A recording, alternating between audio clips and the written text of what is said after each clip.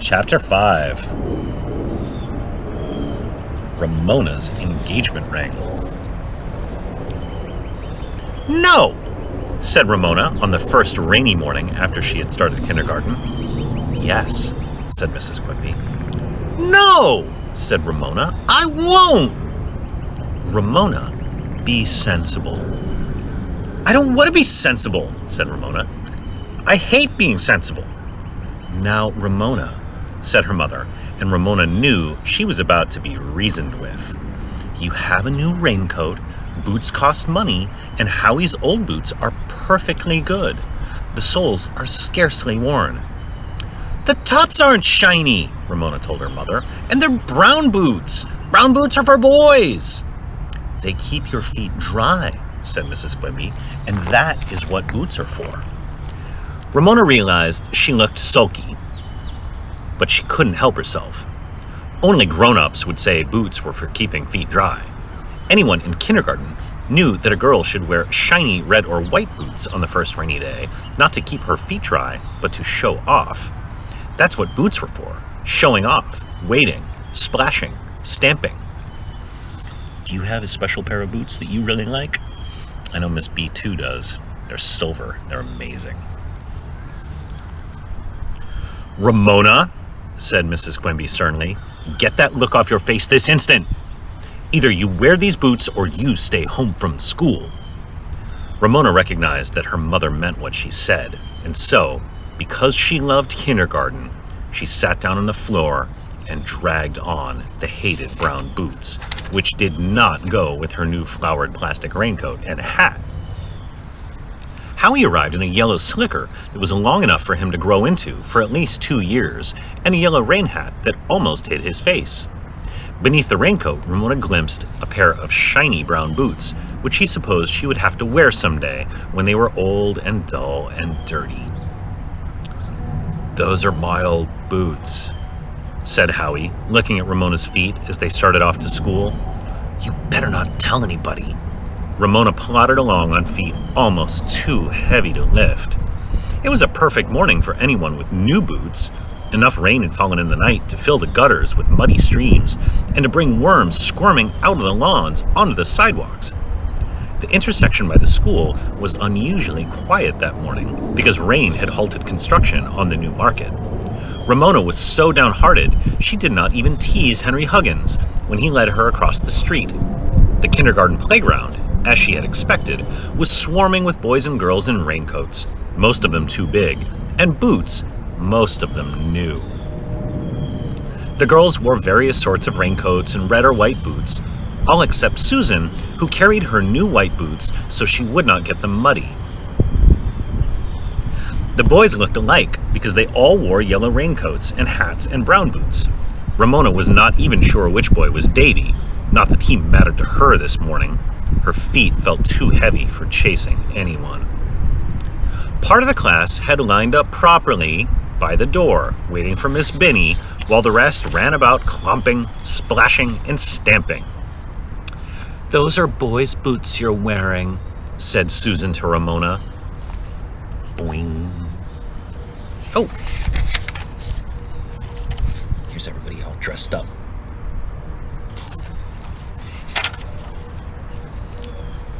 Ramona did not answer. Instead, she picked up a smooth pink worm that lay wriggling on the playground and, without really thinking about it, wound it around her finger. "Look!" yelled Davy from beneath his big rain hat. "Ramona's wearing a ring made out of a worm!" Ramona had not thought of the worm as a ring until now, but she saw at once that the idea was interesting. "See my ring?" she shouted, thrusting her fist toward the nearest face. Have you ever picked up a worm? Boots were temporarily forgotten. Everyone ran screaming from Ramona to avoid being shown her ring. "See my ring! See my ring!" shouted Ramona, racing around the playground on feet that were suddenly much lighter. When Miss Binny appeared around the corner, the class scrambled to line up by the door. "Miss Binny! Miss Binny!" Everyone wanted to be the first to tell. "Ramona is wearing a worm for a ring!" "It's a pink worm," Ramona said, thrusting out her hand. "Not an old dead white worm." "Oh, what a pretty worm," said Miss Binny bravely. "It's so smooth and pink." Ramona elaborated. "It's my engagement ring." "Who are you engaged to?" asked Anne. "I haven't decided," answered Ramona. "Not me," Davy piped up. "Not me," said Howie. "Not me," said Eric R. "Well, Ramona," Miss Binny was searching for words, "I don't think you should wear your ring during kindergarten. Why don't you put it down on the playground in a puddle so that it will stay fresh?" Ramona was happy to do anything Miss Binny wanted her to. She unwound the worm from her finger and placed it carefully in a puddle where it lay limp and still. After that, Ramona raced around the playground with the worm around her finger whenever her mother made her wear Howie's old boots to school. When everyone asked who she was engaged to, she always answered, "I haven't decided." "Not me," Davy always said, followed by Howie, Eric R., and any other boy who happened to be near. Then one Saturday, Mrs. Quimby examined Ramona's scuffed shoes and discovered that not only were the heels worn down, the leather of the toes was worn through because Ramona stopped her lopsided two-wheeled tricycle by dragging her toes on the concrete. Mrs. Quimby had Ramona stand up while she felt her feet through the leather. "It's time for new shoes," Mrs. Quimby decided. "Get your jacket and your boots. We'll drive down to the shopping center." "It isn't raining today," said Ramona. "Why do I have to take boots?" "To see if they will fit over your new shoes," answered her mother. "Hurry along, Ramona." When they reached the shoe store, Ramona's favorite shoe salesman said, as Ramona and her mother sat down, "What's the matter with my little Petunia today? Don't you have a smile for me?" Ramona shook her head and looked sadly and longingly at a row of beautiful, shiny girls' boots displayed on one side of the store. There she sat with Howie's dingy, old, brown boots beside her. How could she smile? A babyish nursery school girl who was wearing new red boots was rocking joyously on the shoe store's rocking horse while her mother paid for the boots. "Well, we'll see what we can do for you," said the salesman briskly as he pulled off Ramona's shoes and made her stand with her foot on the measuring stick. Finding the right pair of Oxfords for her did not take him long. "Now try on the boots," said Mrs. Quimby in her no-nonsense voice when Ramona had walked across the shoe store and back in her new shoes. For a moment, as Ramona sat down on the floor and grasped one of the hated boots, she considered pretending she could not get it on. However, she knew she could not get away with this trick because the shoe store man understood both children and shoes. She pulled and yanked and tugged and managed to get her foot most of the way in. When she stood up, she was on tiptoe inside the boot. Her mother tugged some more, and her shoe went all the way into the boot. "There," said Mrs. Quimby. Ramona sighed. The babyish nursery school girl stopped rocking long enough to announce to the world, "I have new boots." "Tell me, Petunia," said the shoeman, "how many boys and girls in your kindergarten?" 29, said Ramona with a long face. 29, most of them with new boots. The happy booted nursery school baby climbed off the rocking horse, collected her free balloon, and left with her mother. The shoeman spoke to Mrs. Quimby. "Kindergarten teachers like boots to fit loosely so the children can manage by themselves. I doubt if Petunia's teacher has time to help her with 58 boots."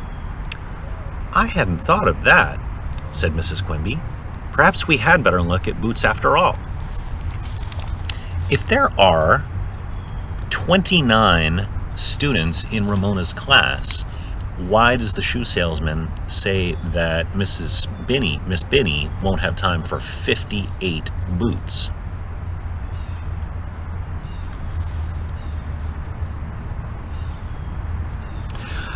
"I'll bet Petunia here would like red boots," said the shoeman. When Ramona beamed, he added, "I had a hunch that would get a smile out of you." When Ramona left the shoe store with her beautiful red boots, girls' boots, in a box, which she carried herself. She was so filled with joy, she set her balloon free just to watch it sail over the parking lot and up into the sky until it was a tiny red dot against the gray clouds. Do we let our balloons go, friends? No, we don't. That's littering. The stiff soles of her new shoes made such a pleasant noise on the pavement, she began to prance. She was a pony. No, she was one of the 3 billy goats Gruff, the littlest one, trip-trapping over the bridge that the troll was hiding under. Ramona trip-trapped joyfully all the way to the parked car. When she reached home, she trip-trapped up and down the hall and all around the house. For goodness sake, Ramona, said Mrs. Quimby, while she was marking Ramona's name in the new boots, can't you just walk? Not when I'm the littlest billy goat Gruff, answered Ramona, and trip-trapped down the hall to her room. Unfortunately, there was no rain the next morning, so Ramona left her new boots at home and trip-trapped to school, where she did not have much chance of catching Davy because he could run faster than she could trip-trap in her stiff new shoes. She trip-trapped to her seat, and later, because she was art monitor who got to pass out drawing paper, she trip-trapped to the supply cupboard and trip-trapped up and down the aisles passing out paper. Ramona, I would like it if you walked quietly, said Miss Benny. I am the littlest billy goat Gruff, explained Ramona. I have to trip-trap. You may trip-trap when we go outdoors. Miss Benny's voice was firm. You may not trip-trap in the classroom. At playtime, the whole class turned into Billy Goat's Gruff and trip-trapped around the playground, but none so joyfully or so noisily as Ramona. The gathering clouds, Ramona noticed, were dark and threatening. Sure enough, that evening rain began to fall, and all night long it beat against the south side of the Quimby's house. The next morning, Ramona, in her boots and raincoat, was out long before Howie arrived to walk to school with her. She waded through the wet lawn, and her boots became even shinier when they were wet. She stamped in all the little puddles in the driveway. She stood in the gutter and let muddy water run over the toes of her beautiful new boots. She gathered wet leaves to dam the gutter so she could stand in deeper water.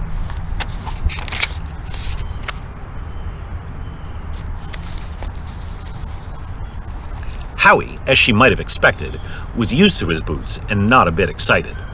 He did enjoy stamping in puddles, however. Together, they stamped and splashed on the way to school. Ramona came to a halt at the intersection, guarded by Henry Huggins in his yellow slicker, rain hat, and brown boots. Look at all that nice mud, she said, pointing to the area that was to be the parking lot for the new market.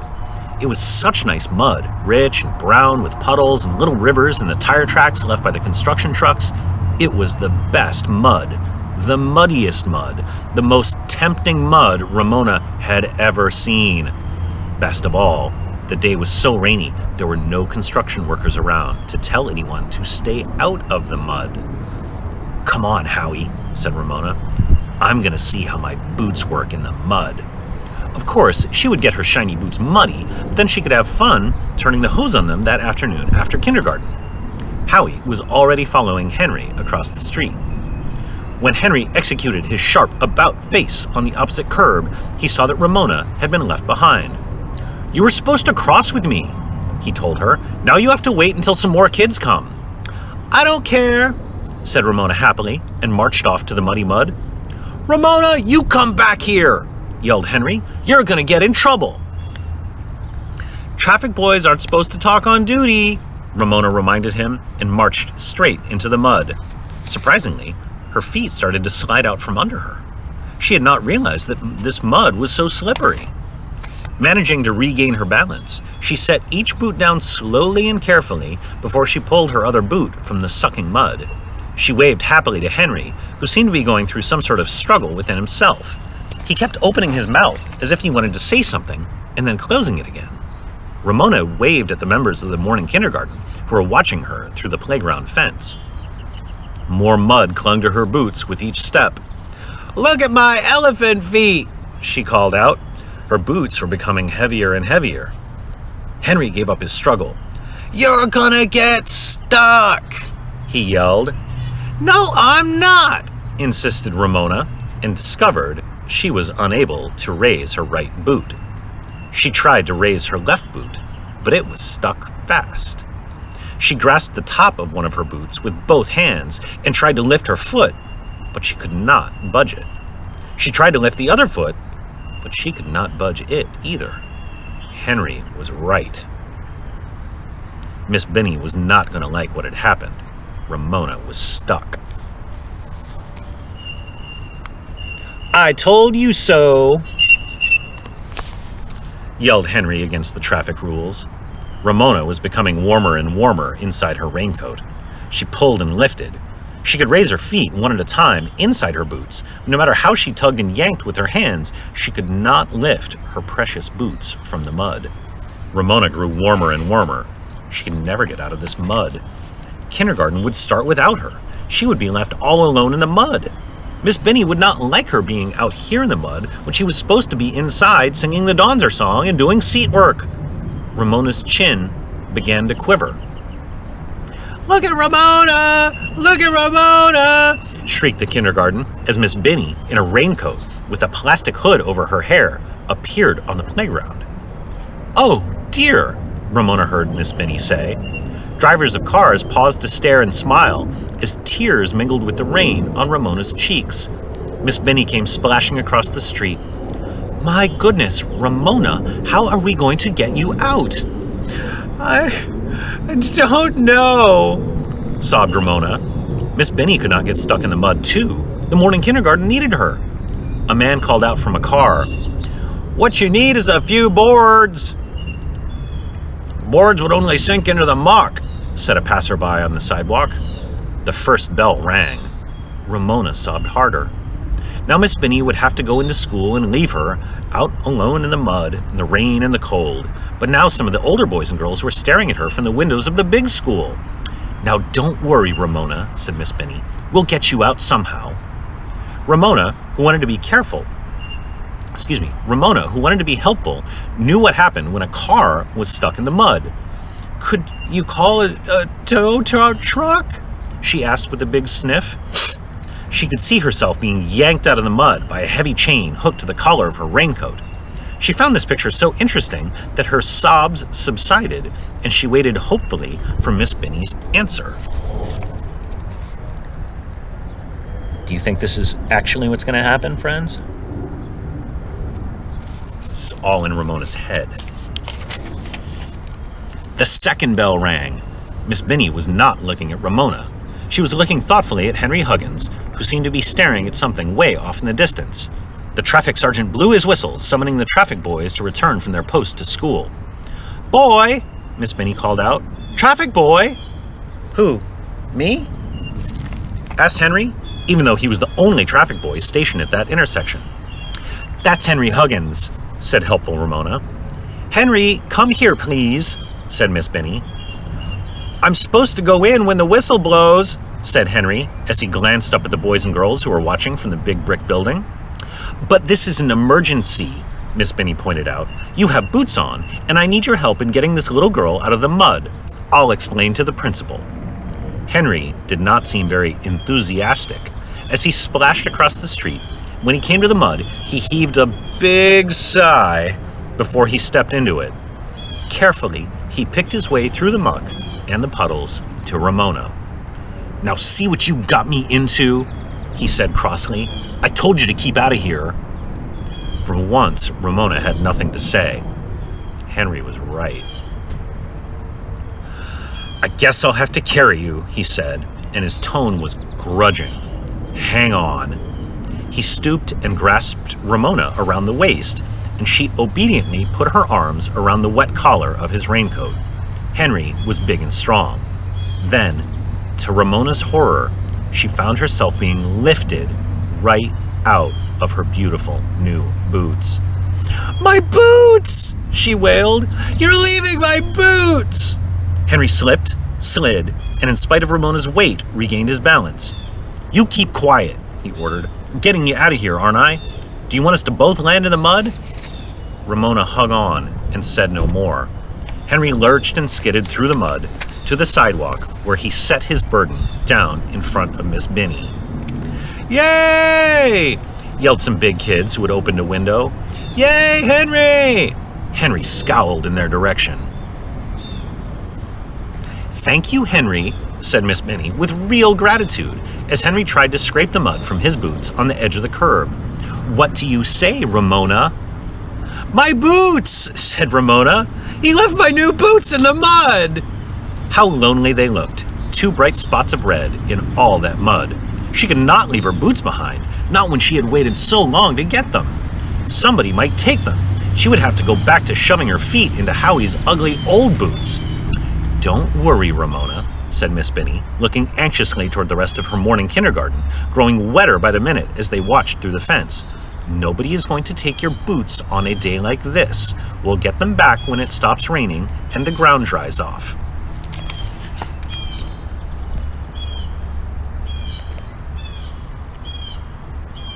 Do you feel sorrier for Ramona or for Henry?